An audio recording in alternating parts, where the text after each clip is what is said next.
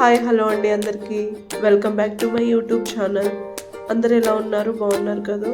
ఈరోజు రెసిపీ వచ్చేసి మరి పుల్లగా కాకుండా కారంగా కాకుండా ఎంతో టేస్టీగా ఉండే ఫిష్ కర్రీ అండి.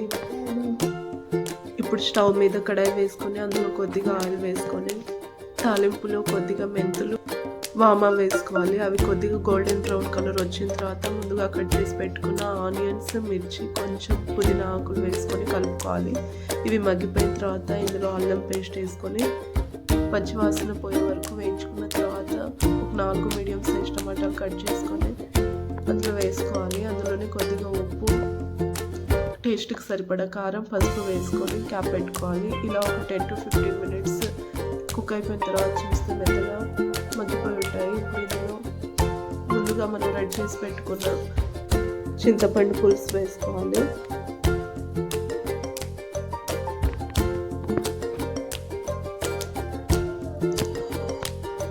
ఇలా కలుపుకొని ఒక 10 to 15 మినిట్స్ మీడియం ఫ్లేమ్లో ఇలా ఉడికించుకున్న తర్వాత ముందుగానే క్లీన్ చేసి పెట్టుకున్న చేపల ముక్కలను విడివిడిగా ఇలా పులుసులో వేసుకోవాలి.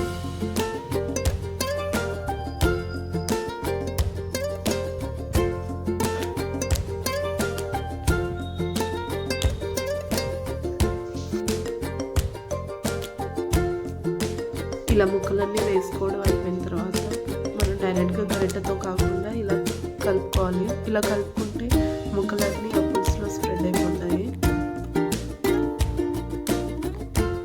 ఇప్పుడు మనం ఫిష్ మసాలా రెడీ చేసుకుందాం. కొద్దిగా వామ, అందులోనే జీలకర్ర వేసుకొని వేయించుకొని ఇలా ధనియాలు వేయించుకొని పౌడర్ చేసుకోవాలి.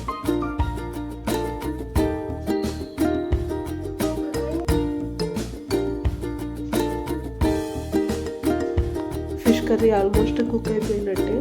ఇప్పుడు ఇందులో కొద్దిగా కొత్తిమీర కట్ చేసుకొని వేసుకోవాలి.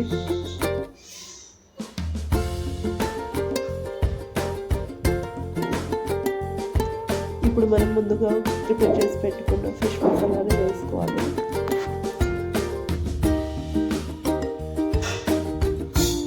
ఇలా గరిటెతో కలుపుకోవాలి.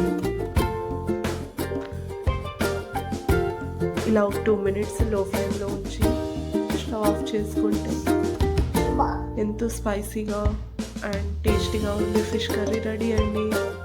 వేడి అన్నంలో ఇలా చేపల కూరతో మా పిల్లలకు పెడుతుంటే ఎంతో ఇష్టంగా తిన్నారు. మీరు కూడా ఒకసారి మీ ఇంట్లో ఈ విధంగా ట్రై చేసి చూడండి, చాలా బాగుంటుంది కూర.